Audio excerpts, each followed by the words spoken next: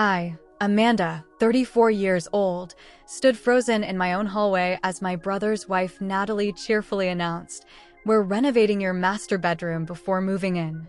The family home I'd inherited after my parents died was being invaded. Ryan and Natalie were only supposed to stay temporarily while their house sold. But I just discovered they'd already gutted my master bedroom without permission. My parents' space. Without asking. They had no idea what renovations I had planned for them. Before I dive into this nightmare, let me know where you're watching from. Hit like and subscribe to follow my journey of reclaiming what's mine. The two-story colonial had been my childhood home for 34 years. Every corner held memories, from height markers penciled on the kitchen doorframe to the window seat in the master bedroom, where Mom would read to me during thunderstorms. When my parents died in a car accident 8 months ago, the grief nearly swallowed me whole. Their loss left an emptiness no amount of sympathy casseroles could fill. The timing couldn't have been worse. 2 weeks after the funeral, my marketing firm announced downsizing. My position of 6 years disappeared in a 10-minute meeting with HR. Suddenly, I was unemployed and orphaned at 34. Despite my financial advisor suggesting selling the house, I couldn't bear to part with it. The mortgage payments strained my savings, but this home was my last connection to Mom and Dad. I'd pick up freelance marketing work where I could while job hunting, eating ramen if necessary, but I would keep their home. Through those first devastating months, my older brother Ryan seemed like my rock. 3 years my senior, he'd always been protective. He helped arrange the funeral, stayed late organizing paperwork, and checked in regularly. I was grateful, especially since we'd grown somewhat distant after he married Natalie 5 years ago. Natalie had always been polite enough, though something about her smile never quite reached her eyes. She had a talent for delivering backhanded compliments that left you feeling slightly worse than before. "That outfit is so brave for your body type," or "Your career in marketing is perfect for someone who enjoys creativity over advancement." Still, she brought expensive casseroles after the funeral and helped clean out some of Mom's clothes, so I made allowances. Family is family, after all. The first red flags appeared about 6 months after my parents' death. Natalie began dropping by unannounced, often when Ryan wasn't with her. During these visits, she'd make little comments. "This wallpaper is so vintage." Most people would have updated it years ago, but there's something charming about keeping things exactly the same, isn't there? Or, "These kitchen cabinets remind me of my grandmother's house before they moved her to assisted living." I brushed it off as Natalie being Natalie. She'd always been house-proud about their renovated split level in Oakwood Heights. Then came the conversation that changed everything. Ryan called on a Tuesday evening, his voice overly casual. "Hey sis, got a minute?" "So, our realtor thinks we could get a much better price for the house with some updates, which means we need to move out while the work happens. We've already got a couple interested, but they want to close quickly." "That's great news," I said, genuinely happy for them. "Yeah, about that. We were wondering if we could stay with you. Just for 2 to 3 months max while our house sells and we find a new place." I hesitated. The thought of sharing my grieving space made my stomach clench. Ryan continued before I could respond. "We'd contribute to expenses, of course. How about $800 a month? And Natalie's a whiz at organization. She could help you finally sort through Mom and Dad's things." The mention of money swayed me. My freelance work wasn't consistent, and an extra $800 monthly would ease the financial pressure. I guess that would be okay. The guest room has its own bathroom, so you'd have some privacy. "You're the best, sis. We'll be model house guests, promise." Moving day arrived the following weekend. I expected a couple of suitcases. What pulled up was a rental truck. Ryan and Natalie had brought furniture, kitchen appliances, and enough clothes to open a boutique. "We thought it would be easier to bring essentials rather than storing everything," Ryan explained as they unloaded a sectional sofa that definitely wouldn't fit in the guest room. I swallowed my objections and helped direct traffic. They were family, this was temporary, and I needed the money. The next afternoon, I returned early from a promising job interview. The house was quiet, so I assumed Ryan and Natalie were out. As I headed upstairs to change, I heard movement in my parents' bedroom. My bedroom now. I pushed open the door to find Natalie with a measuring tape, assessing the walls. Blueprints and color swatches were spread across my bed. "What are you doing?" I asked, trying to keep my voice level. Natalie didn't even look startled. "Oh, Amanda, you're back early. I was just taking measurements for the renovation. This room has so much potential." "Renovation? This is my bedroom. Nobody's renovating anything." "Well, Ryan and I thought since it's so much larger than the guest room, it made more sense for us to take this one. The furniture you have is so outdated anyway. We'd be doing you a favor upgrading it while we're here." I stood speechless as she continued measuring, talking about knocking out a wall to expand the closet space. When Ryan came home, Natalie immediately pulled him in. "Honey, Amanda's upset about our surprise." I told her how we wanted to modernize the master bedroom as a thank you. Ryan put his arm around me. "It would really be an improvement, sis. That furniture is ancient, and the layout is inefficient. Natalie has a great eye for design. That furniture was custom made for Mom and Dad," I said through clenched teeth. "And this is my house. Nobody's redesigning anything without my permission." "You're being oversensitive," Natalie said with practiced concern. "It's just furniture. Wouldn't your parents want the house to evolve rather than becoming a shrine?" That night, after hours of argument disguised as discussion, I compromised. Ryan and Natalie would use the guest room as planned, and no renovations would happen without my explicit approval. Ryan looked relieved at the resolution, while Natalie's tight smile promised this wasn't over.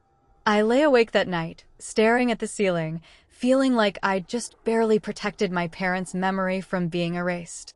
Little did I know, this was just the beginning. The next 2 weeks brought a slow-motion invasion. Each day, another piece of my home seemed to transform without my consent. Family photos disappeared from side tables, replaced by Natalie's modern glass sculptures. The hand-knit throw my grandmother made vanished from the living room sofa, swapped for a cream-colored designer blanket that was more aesthetically cohesive, according to Natalie. When I confronted her about moving my things, she'd respond with wide-eyed innocence. "I just tidied up a bit. Your things are perfectly safe in that drawer/closet/box in the basement." Ryan, meanwhile, became increasingly unavailable for these conversations. He left early for work, came home late, and spent weekends checking on renovations at their house. When I did manage to corner him, he'd shrug off my concerns. "Natalie's just trying to help, Amanda. The house does look cleaner with less clutter." "It's not clutter, Ryan. It's my life. My memories. Maybe it's time to make new memories instead of living in the past," he'd say before finding a reason to leave the room. On a Wednesday evening, about 3 weeks into their stay, I was heading to the kitchen when I overheard Ryan on the phone in the sunroom. He was speaking quietly, but the old heating vent carried his words clearly. "We need to tell her eventually.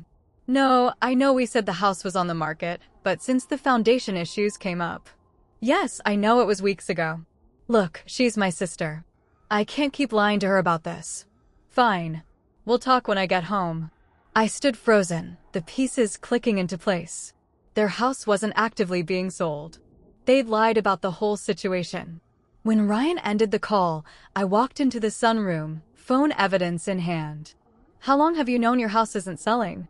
I asked, my voice steadier than I felt. Ryan's face fell. He rubbed his hands over his eyes, suddenly looking exhausted. "About 3 weeks before we moved in," he admitted. "The inspector found foundation problems that would cost almost $50,000 to fix. We can't afford that right now." "So you lied to me? You said you had buyers lined up." I know. I'm sorry, Amanda. Things have been tough. Natalie's spending, it got out of control. We're underwater on the mortgage, maxed out on credit cards. I didn't know how to tell you. By using your words like an adult. Not by manipulating me and letting your wife slowly take over my house." Ryan looked genuinely remorseful. "You're right. I should have been honest. It's just, you've always been the responsible one. The successful one." It was humiliating to admit how badly I've screwed up. His vulnerability cracked my anger. This was my big brother, the one who taught me to ride a bike, who threatened my high school boyfriend when he made me cry. We were all each other had left now. "How bad is it really?" I asked. The truth spilled out. Ryan had lost his job 6 months ago and had been doing gig work to keep up appearances. Natalie had continued spending as if nothing had changed, racking up debt. They were 3 months behind on their mortgage. "I'll get Natalie under control," he promised. "No more redecorating. No more taking over. Just give us a little more time to sort things out." "Please, Amanda." Against my better judgment, I agreed. Family loyalty runs deep, and I couldn't bear to throw them out knowing they had nowhere to go. That night, I set clear boundaries. They could stay 3 more months with the $800 monthly contribution. No changes to the house without explicit permission. My parents' bedroom remained off limits. For about a week, things improved. Then Natalie began pushing boundaries again, but in ways just small enough that confronting her made me seem petty. Using my expensive face creams and leaving them empty. Borrowing my laptop without asking. Rearranging the kitchen cabinets for better flow. The breaking point came when I walked into my bedroom after work and found Natalie sitting at my mother's vanity, trying on her jewelry. My mother's jewelry box was a sacred object. Hand-carved maple with her initials inlaid in mother of pearl. Dad had given it to her on their 20th anniversary. The contents were mostly sentimental rather than valuable. Her wedding set, a locket with my baby photo, the pearl earrings she wore to every special occasion. Natalie had everything spread across the vanity, the box open and drawers pulled out. She was wearing Mom's pearl necklace and trying on her sapphire ring, the one Dad gave her when I was born. "What are you doing?" My voice came out in a horrified whisper. Natalie jumped slightly, then relaxed when she saw me. "These were just sitting here gathering dust. I wanted to see how they looked. Your mom had some nice pieces. Take them off. Now." My hands shook with rage. "Don't be so dramatic, Amanda. I wasn't stealing them. Besides, your mother would probably love knowing her things were being appreciated rather than locked away." "You didn't know my mother. You have no right to speak for her or touch her things." The argument escalated until Ryan heard us from downstairs. When he entered, Natalie immediately turned on the waterworks. I was just admiring Janet's jewelry, and Amanda started screaming at me. I've tried so hard to be understanding about her grief, but it's been 8 months.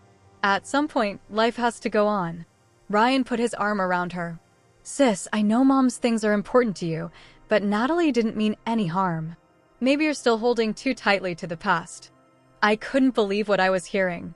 "Are you serious right now? She was wearing Mom's jewelry without permission. How would you feel if I went through Dad's watches?"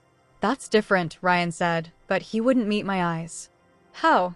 How is it different?" "You're being too emotional about objects," he said. "They're just things, Amanda. Get out of my room. Both of you." I pointed to the door, my arm rigid with anger. After they left, I carefully returned each piece to its proper place in the jewelry box, then locked it and hid the key. That night, I researched small safes online. 2 days later, the final straw broke. I came home to find Natalie had cleaned the living room. In the process, she'd knocked over the crystal vase my parents had received as a wedding gift.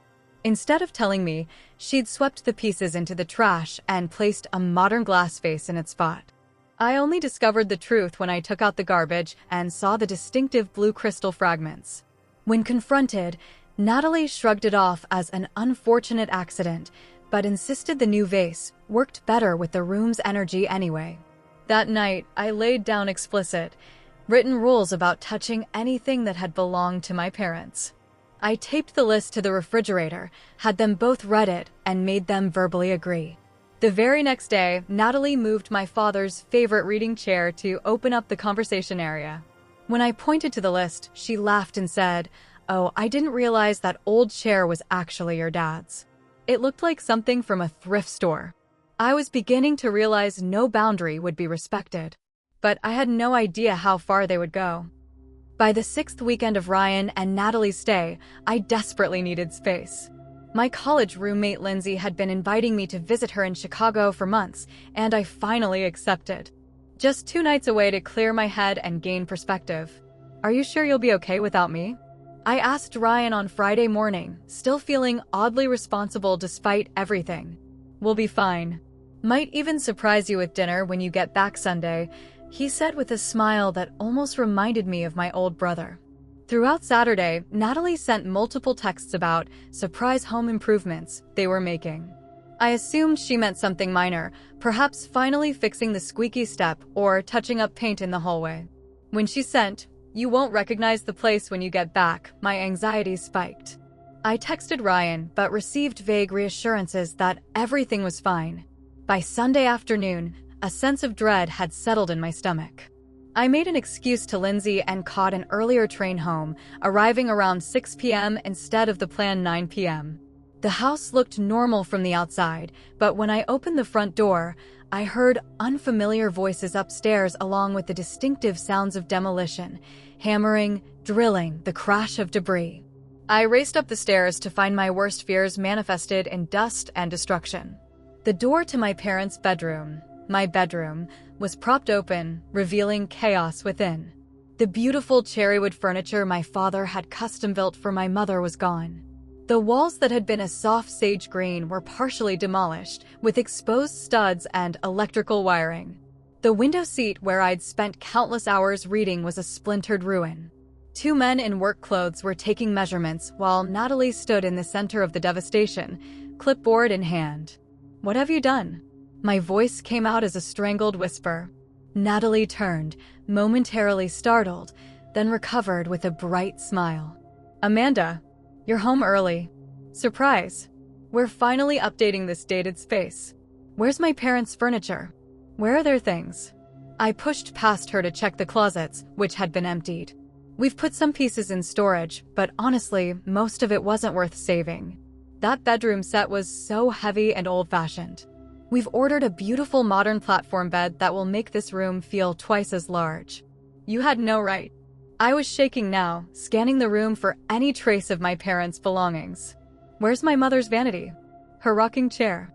The vanity had water damage on the bottom drawers. "Not salvageable." "The rocking chair is in the garage for now." "Really, Amanda, you should be thanking us. This renovation would cost thousands if you hired professionals." Ryan appeared in the doorway, looking uncomfortable but not surprised. "You're back early. We wanted to have more progress to show you." "Progress?" "You've destroyed my parents' bedroom without permission. Where's their furniture?" Ryan exchanged a glance with Natalie before answering. "Some of it's in the garage, but Natalie sold a few pieces that were too damaged to keep." "Sold? Sold? That furniture was irreplaceable." Natalie stepped forward with her renovation plans, literally, blueprints spread across a folding table where my bed used to be. "Look at what we're creating. A walk-in closet here, a spa-like bathroom renovation there. The contractors can finish within 3 weeks." "What contractors? I never approved this." I turned to the workers. "Please stop. This work isn't authorized." The men looked confused, then gathered their tools. "We'll come back when you folks sort this out," one said as they made a hasty exit. Once they left, the full extent of the violation became clear. Not only had they gutted my bedroom, but Natalie proudly showed me online listings where she'd sold my parents' bedroom set, claiming the proceeds would offset renovation costs. I got $750 for that heavy old dresser, and another $500 for those outdated nightstands. People love vintage now, though I can't imagine why. I pushed past them to the garage, where I found remnants of my parents' belongings piled haphazardly. My mother's vanity was nowhere to be seen. The rocking chair had a broken arm. Back inside, my shock gave way to fury. "How could you do this?" "This is MY House. We thought you'd be happy with the upgrade," Ryan said weakly. "The master suite was so outdated." "It wasn't outdated. It was my parents' room, with their furniture that Dad built for Mom when they got married." "Well, it's too late now," Natalie said with a shrug. "The old furniture is gone, and the demolition has started. We might as well continue. You'll love it when it's finished, much more suited to a single woman your age." I was speechless with rage and grief. I retreated to the guest bathroom, locking the door behind me, trying to breathe through the panic attack threatening to overwhelm me. Through the heating vent, I could hear them talking in the hallway. "She's overreacting," Natalie said. "Once it's done, she'll see it's an improvement." "I don't know, Nat. This was too much, too fast. We should have asked her. Asked her? She would have said no. She's been impossible about every little change. Besides, this is part of the plan, remember? Once we show her she can't afford the renovation costs, we can suggest she sign the house over to us. She can't manage this place financially anyway, and we need somewhere to live. I don't feel right manipulating my sister like this. Do you want to go back to our house with its $50,000 foundation problem? Or live in some tiny apartment? This house should stay in the family, and we're family. Amanda can find a little condo that's more her size. It makes perfect sense. There was a long pause before Ryan responded. I guess you're right. She really can't afford to keep this place on her own. That night, after hours of arguing that resolved nothing, I slept on the couch, unable to face the guest room and unwilling to look at the destruction of my parents' space. I cried until there were no tears left, clutching the one photo of my parents I'd managed to hide from Natalie's decluttering. As the first light of dawn crept through the windows, something hardened inside me. This was my home, my legacy. And if Ryan and Natalie wanted renovations so badly, I would show them exactly what that meant. The morning after discovering my destroyed bedroom, I called in sick to my new marketing job. Once Ryan and Natalie left for the day, I began researching tenant laws in our state. Since they were paying me monthly, a landlord-tenant relationship could be established, but I discovered that without a formal lease, they had significantly fewer protections. I called my law school friend Jessica during her lunch break. They did what? She exclaimed after I explained the situation. That's destruction of property, plain and simple. Without your permission, they had no right to modify the home, much less sell your belongings. What are my options? I asked, taking detailed notes. Since there's no formal lease, you have several. You could file a police report for the theft and destruction of property. You could formally evict them, which typically takes 30 days in this state. Or you could make life uncomfortable enough that they choose to leave voluntarily. What about their claim that they've invested in renovations? Without your written approval, any modifications they made are legally considered gifts to the property owner, you. They can't demand reimbursement for unauthorized changes. Jessica also warned me about squatters' rights and advised documenting everything from this point forward. Take photos, save texts, record conversations if legal in your state. And whatever you do, don't accept any more money from them without a written agreement. After our call, I drove to the hardware store with a growing plan in mind. On the way, I called Tom, my ex-boyfriend who owned a small construction company. We'd ended things amicably 2 years ago when his business required relocation to the next town over. We'd remained friendly, occasionally meeting for coffee to catch up. This is going to sound strange, I began after explaining the bedroom destruction, but I need your professional opinion on some renovations. Tom listened to the entire story without interruption, his construction expertise adding valuable insight. What they've done creates several safety hazards. Exposed wiring, possible structural issues if they removed load-bearing elements. I'd need to see it, but it sounds like amateur work that could devalue the house. Could you come by tomorrow when they're at work? I need to document everything properly and understand what I'm dealing with. I'll bring my assistant. We'll do a full assessment, take photos, and help you figure out next steps. That evening, I carefully photographed every room in the house, creating evidence of the current condition before implementing my plan. I was particularly thorough with the destroyed master bedroom, documenting each piece of missing furniture with photos from previous family gatherings that showed what had been there. I also set up my phone to record when Ryan and Natalie discussed their renovation plans that evening, capturing Natalie's saying, "Once the contractors finish gutting the bathroom, we'll need to convince Amanda to contribute to the materials. When she can't afford it, that's when we suggest she sign over the house to us instead." The next day, Tom arrived with his assistant and spent 3 hours assessing the damage. His conclusions were worse than I expected. They've removed a portion of wall that provides structural support for the bathroom above. That's not just bad renovation, it's dangerous. And the electrical work they've started doesn't meet code. You'd never pass inspection like this. Tom estimated it would cost at least $15,000 to properly repair the damage they'd caused, not including replacing the furniture. I can help you fix this right, Amanda. But first, you need to deal with your brother and his wife. While Tom was there, I received a call from Margaret, a family friend and real estate agent who had known my parents for decades. I'd contacted her the previous evening. Amanda, honey, I've been looking into what you asked. Your parents' house has appreciated significantly in the last few years. In today's market, it's worth about $485,000. If you needed to sell, you could pay off the remaining mortgage and have a substantial down payment for something smaller. This information was crucial to my plan. I wasn't in as dire financial straits as Ryan and Natalie believed. While the house was a stretch on my current income, my new marketing position came with a significant raise. Combined with the occasional freelance work, I could manage the payments. Margaret also shared something disturbing. Natalie called me last month asking about listing the house. She said you were struggling emotionally after your parents' death and had asked them to handle selling the property. I thought it seemed odd, which is why I called you directly instead of proceeding. My blood ran cold. Natalie had been laying groundwork, telling people I was unstable after my parents' death. How many others had she manipulated with this narrative?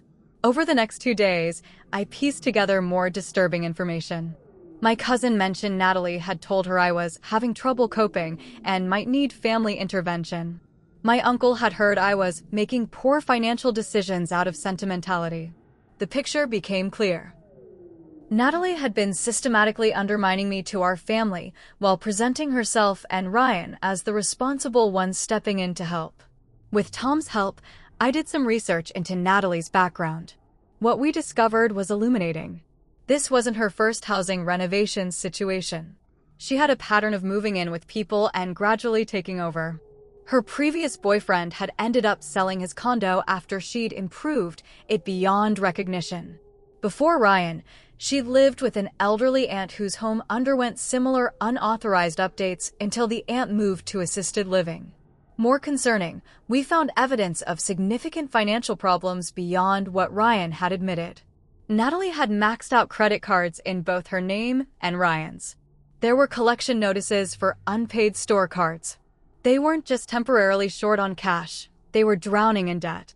Tom's assistant, who had an accounting background, helped me track down something even more damning. Through online marketplace accounts, we found evidence that Natalie had been systematically selling items from my house, not just the bedroom furniture, but small valuables that had disappeared over the weeks. My father's rare coin collection, my mother's first edition books, even kitchen appliances I'd thought were just misplaced. Armed with this knowledge, I began preparing my renovation supplies. Tom provided legitimate construction materials at cost. I purchased specific items that would be useful for my plan. Each evening, I documented more of Ryan and Natalie's conversations about their plans for my house, building an irrefutable case. By Friday, exactly 1 week after the bedroom destruction, I had everything in place. My plan appeared generous on the surface. I would help renovate the house to make it more comfortable for all of us. But every modification was strategically designed to make Ryan and Natalie's stay increasingly uncomfortable while protecting my legal position. As Jessica advised, I created a paper trail showing I was responding reasonably to their initial renovation by continuing the process they'd started. If they complained, they would have to admit their own unauthorized modifications first. I was no longer the grieving, passive sister being manipulated out of her inheritance. They wanted renovations? I would give them renovations they'd never forget. Friday evening, I prepared a special dinner. Nothing fancy, just a gesture to set the stage. As we ate the lasagna, my mother's recipe, which felt appropriate, I casually brought up the bedroom situation. I've been thinking about the master bedroom renovation, I said, keeping my voice neutral. You're right that it needed updating. Natalie nearly choked on her wine. Really? You're not mad anymore. I was upset about the surprise, but I've had time to reflect. Actually, your project has inspired me. I'd like to help renovate the rest of the house too. Ryan looked suspicious, but relieved. That's great, sis. What did you have in mind? Well, since you've started with the bedroom, I thought I could work on other areas while you're at work. Make it a whole house refresh. I smiled, channeling Natalie's fake sweetness. In fact, I've taken Monday off to get started. That's so thoughtful, Natalie said, triumph poorly concealed behind her smile. I have so many ideas for the downstairs. I'm sure you do, I replied. But let me surprise you, the way you surprised me. Over the weekend, I remained pleasant but busy, making numerous trips to the hardware store and accepting deliveries that I stored in the garage. Ryan seemed increasingly nervous, but Natalie was practically gloating, clearly believing she'd won. Monday morning, I waited until they left for work before calling Tom. He arrived with 3 construction friends who owed him favors, all briefed on the situation and eager to help someone being taken advantage of. Let's start by documenting and securing anything valuable that's left, Tom suggested. We went room by room with a video camera, recording the current state of every space and identifying family heirlooms that needed protection. My mother's jewelry box, which I'd already hidden, was properly secured in a small safe Tom installed in the back of my closet. Other irreplaceable items, photo albums, my father's watches, remaining family silver, were carefully photographed, inventoried, and stored in a secure storage unit Tom helped me rent. By noon, the true renovations began. We started with the guest bedroom Ryan and Natalie were using. The closet doors are restrictive, I explained to Tom's crew. Let's remove them to create an open-concept storage solution. The heavy wooden doors were uninstalled and stored in the garage. Next came the ensuite bathroom. These old pipes really should be inspected, I said with exaggerated concern. Tom shut off the water to that bathroom only and removed the shower head and faucet handles for necessary maintenance. We moved to the home office Ryan had been using. Security is important for a home office, I noted as we changed the locks, keeping the only key for myself. By mid-afternoon, we addressed the entertainment system. Comprehensive rewiring is essential for modern electronics, Tom explained loudly as we disconnected the cable and internet connections in strategic locations around the house, leaving only the kitchen and living room with functioning service. We worked efficiently, making changes that created discomfort without making the house uninhabitable. Each modification was documented as continuing the renovation process initiated by the tenants in a log Jessica had helped me prepare. At 5:30 p.m., we heard Ryan's car in the driveway. Tom and his crew packed up, leaving me to handle the reveal alone. Ryan entered first, stopping abruptly in the hallway. What happened to the guest room door? I removed it to create better flow, I said cheerfully. Open concept is very now, right, Natalie? Natalie pushed past him, her expression changing from confusion to outrage as she surveyed the bedroom. The closets stood open and doorless, their clothes exposed.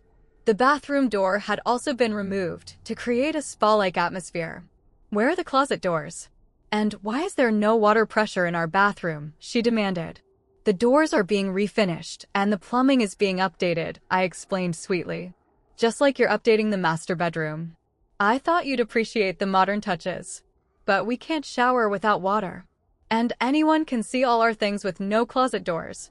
It's temporary, I assured her, using the exact phrase she'd used about their own demolition. You'll love it when it's finished. Much more contemporary. Ryan tried the office door, finding it locked. Amanda, I need to get my laptop. Oh, that room is undergoing security renovations. I can get things for you as needed. Natalie attempted to turn on their bedroom TV, discovering the cable was disconnected. When she tried to use the Wi-Fi, she found the password had been changed. What is this? She hissed. Some kind of joke. Not at all. It's exactly what you did to my bedroom. Improvements without warning. I thought you'd be pleased I was embracing your renovation vision for the whole house. Ryan pulled me aside while Natalie continued discovering modified features. Amanda, this isn't funny. We need our bathroom and closet doors. Funny? I wasn't trying to be funny. I'm seriously upgrading the house, just like you did by destroying Mom and Dad's bedroom and selling their furniture without permission. That night was tense. Ryan and Natalie whispered angrily in their now-too-open bedroom. I slept soundly for the first time in weeks, satisfied with phase 1 of my plan. The next morning, Natalie stormed into the kitchen. This is childish. We can't live like this. I completely understand, I said calmly. It's uncomfortable when someone makes changes to your living space without consulting you first. Really makes you feel violated, doesn't it? Ryan looked at me with dawning recognition. Unlike Natalie, he was beginning to understand exactly what I was doing and why. Over the next week, my renovations continued systematically. Each day brought new improvements that made Ryan and Natalie's living situation increasingly uncomfortable while maintaining plausible deniability about my intentions. Tuesday, I focused on the kitchen. These cabinet doors are so outdated, I announced, removing them one by one. Open shelving is the latest trend, allows for better visibility of contents. By evening, every plate, glass, and food item was exposed on doorless shelves. Wednesday morning, Tom's crew arrived at 7 a.m. sharp, beginning loud demolition work in the hallway outside Ryan and Natalie's bedroom. Natalie, who typically slept until 9, emerged in a fury. What is that noise? People are trying to sleep. Construction starts early, I explained. The crew can only come during their available hours. Coffee? Thursday brought plumbing inspections that mysteriously occurred whenever Natalie tried to shower. The water would shut off mid-shampoo, followed by an apologetic announcement, just checking the pipes. Should be back on in 15 minutes. Friday was particularly effective. As temperatures outside reached 90 degrees, the air conditioning underwent essential maintenance that rendered it inoperable during the hottest hours. I made sure to mention how energy efficient the house would be once the new system was properly calibrated. Natalie's rage grew with each improvement. She slammed doors, those that remained, shouted about conditions being unlivable, and demanded Ryan do something. Ryan, meanwhile, became increasingly quiet, spending long hours away from the house and avoiding confrontation when present. By Saturday morning, tension had reached a breaking point. Natalie had just discovered that the laundry room was now being updated, with the washer disconnected and her clean clothes piled unceremoniously on the folding table. "This is sabotage," she screamed. "You're deliberately making this house unlivable." I maintained my innocent facade. "I'm just improving the house, Natalie. Isn't that what you wanted? You said yourself the place needed updating. Not like this. This is crazy. Ryan, tell your sister she's gone too far." Ryan, who had been silently watching our exchanges all week, finally spoke up. "Can I talk to you privately, Amanda?" We went to the backyard, sitting on the old garden bench our father had built. For a long moment, Ryan just stared at the overgrown flower beds.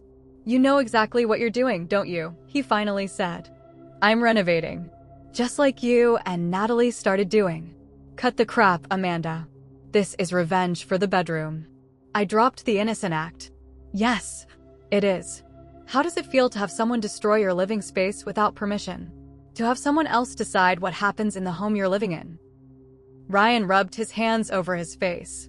"I know we screwed up with the bedroom. But this passive-aggressive renovation war isn't solving anything. Neither is lying to me about your financial situation, letting Natalie sell my parents' belongings, or planning to manipulate me into giving you my house." His head snapped up. "What are you talking about?" I pulled out my phone and played the recording of Natalie discussing their plan to convince me to sign over the house. Ryan's face went pale as he heard his own voice agreeing with her scheme. I can't believe I let things go this far," he whispered. "Amanda, I'm so sorry. I don't know when I became this person. When did you start letting Natalie make all your decisions?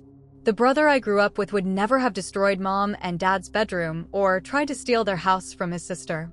Ryan's eyes filled with tears. "After Dad died, I felt like I failed them. I wasn't here enough in their final years. Then my job fell apart and Natalie kept pushing for a bigger house, better things. I just wanted to feel successful at something. By taking what was mine, I told myself we were helping you, that you couldn't afford this place alone, that it would be better for everyone if we took over. But that was just justification for doing something terrible." He looked up at me. "Can you ever forgive me?" "That depends on what happens next," I said, unwilling to let him off easily despite his apparent remorse. When we returned inside, Natalie was packing a suitcase. "I'm staying at a hotel until this house is livable again," she announced. "Ryan, grab your things. "We need to talk first," Ryan said with unexpected firmness. "Amanda knows about our plan for the house." "What plan?" Natalie feigned ignorance. "The plan to convince her she can't afford the renovations, so she'll sign the house over to us." "She has recordings, Natalie." Natalie's face flushed then paled. "You were spying on us? That's an invasion of privacy. Like destroying my bedroom and selling my parents' furniture wasn't." I countered. "Those were improvements. And that furniture was worthless. It wasn't yours to decide. Nothing in this house is yours to decide." My composure finally broke. "You've been manipulating and gaslighting me from day one, spreading lies to our family that I'm unstable, stealing and selling my belongings, and plotting to take my house. Ryan, are you going to let her talk to me like this?" Natalie demanded. Ryan stood straighter than I'd seen in months. "Yes, because she's right. What we did was wrong, Natalie. All of it. Oh, please. We were doing her a favor. She can't afford this place. We need it more than she does. It's not about who needs it more. It's her house. Her inheritance." Natalie's eyes narrowed. "So you're choosing her over me? Your pathetic sister who can't move on from mommy and daddy's death over your wife." "I'm choosing to do the right thing," Ryan said quietly. "For once." "Fine."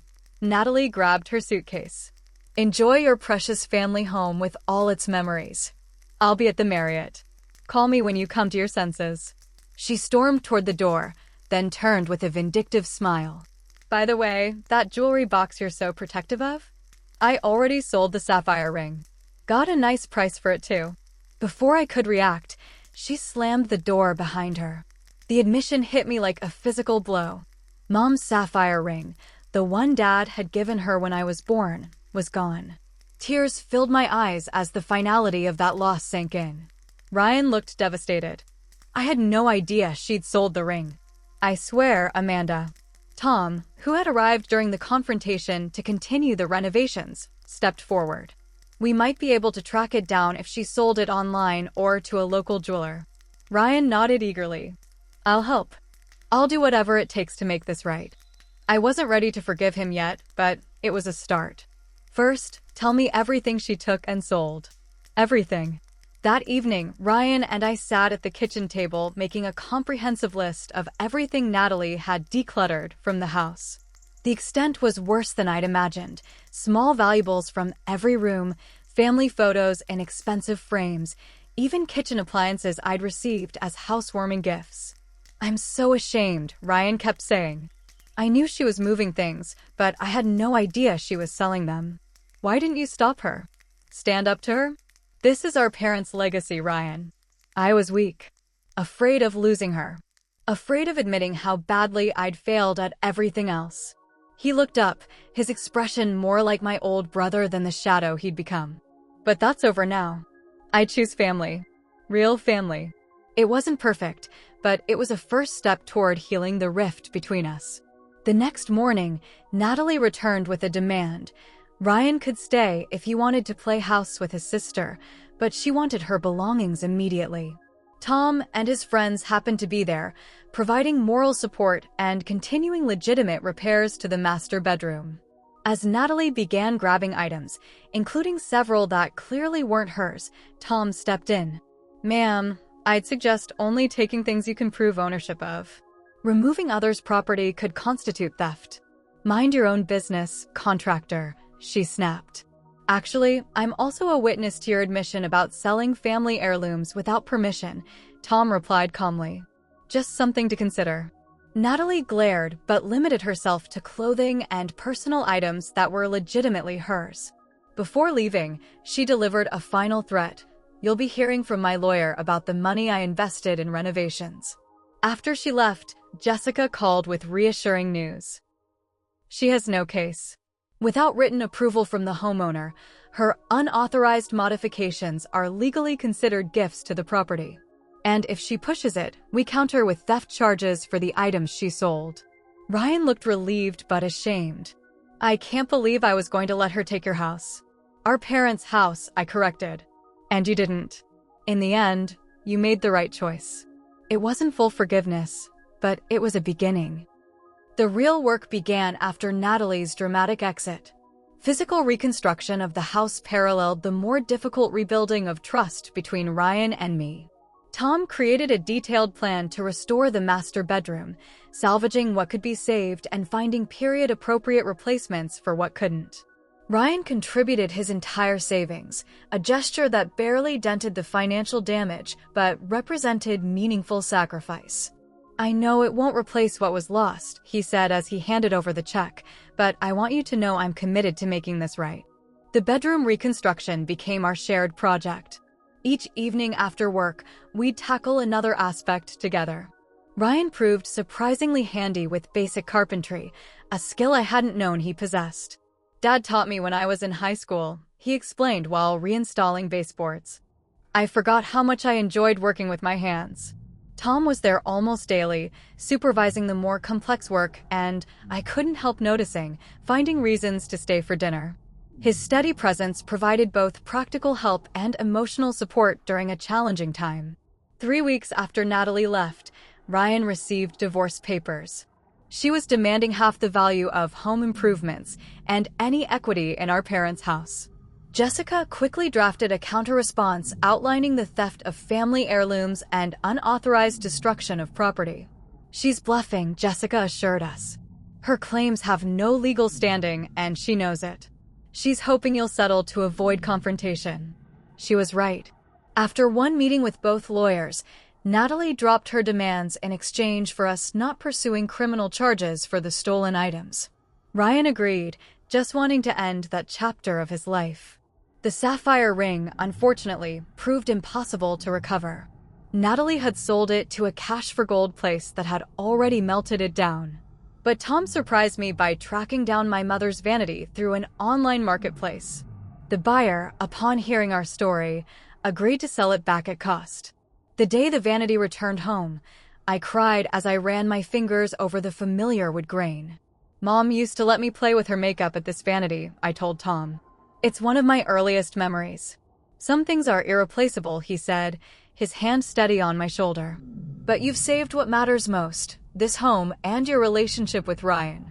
As weeks became months, our lives settled into a new pattern. Ryan found an apartment nearby and a job at a local hardware store. Modest work, but honest and steady. He came for dinner twice weekly, gradually reclaiming the brother I remembered. Tom's presence in my life expanded beyond renovation help.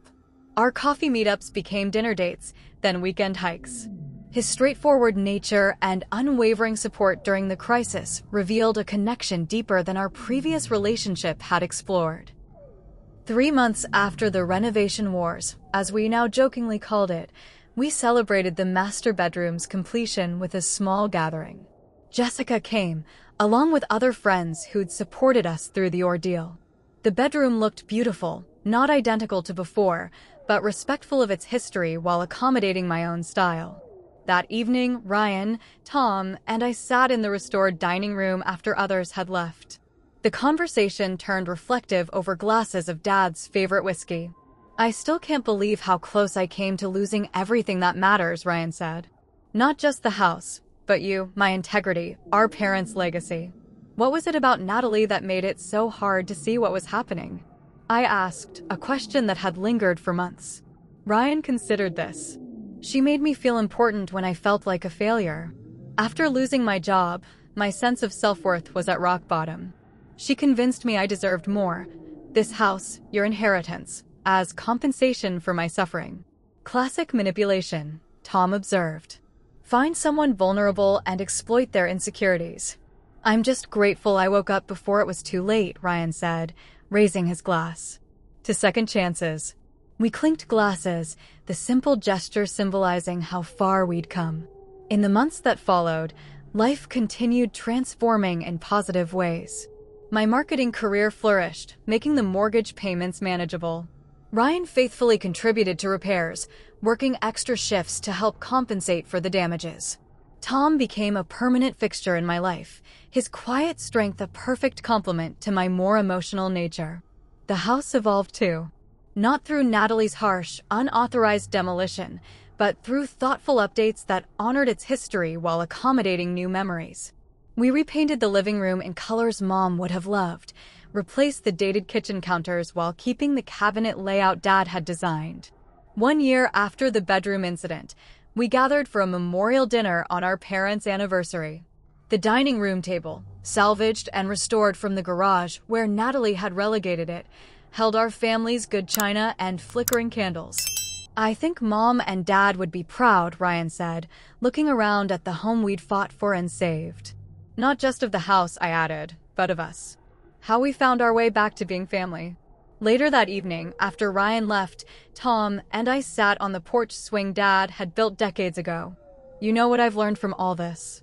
I said, watching fireflies appear in the gathering dusk. "Home isn't just walls and furniture. It's boundaries. It's standing up for what matters. It's knowing when to fight and when to forgive." Tom's arm tightened around my shoulders. "Your parents built more than a house. They built resilience in you. That's a legacy Natalie could never sell or destroy." As darkness settled, I felt a sense of peace that had been missing since my parents' death. The house remained, stronger for having been defended. My relationship with Ryan had evolved into something more honest. And in Tom, I'd found someone who understood that some places are sacred not because of their monetary value, but because of the memories they hold. Looking back, Natalie's entitled announcement about renovating my master bedroom marked both the worst betrayal and the beginning of reclaiming what mattered most. Sometimes, it takes someone trying to destroy your foundations to make you realize how strong they truly are. If you've ever had family members overstep boundaries or try to take advantage of your generosity, I'd love to hear how you handled it. Did you confront them directly or find creative ways to set limits? Leave a comment below.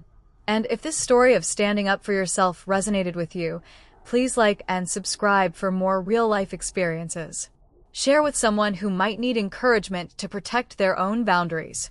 Thank you for listening to my journey. Remember, sometimes the most important renovation isn't in your house, but in recognizing your own worth.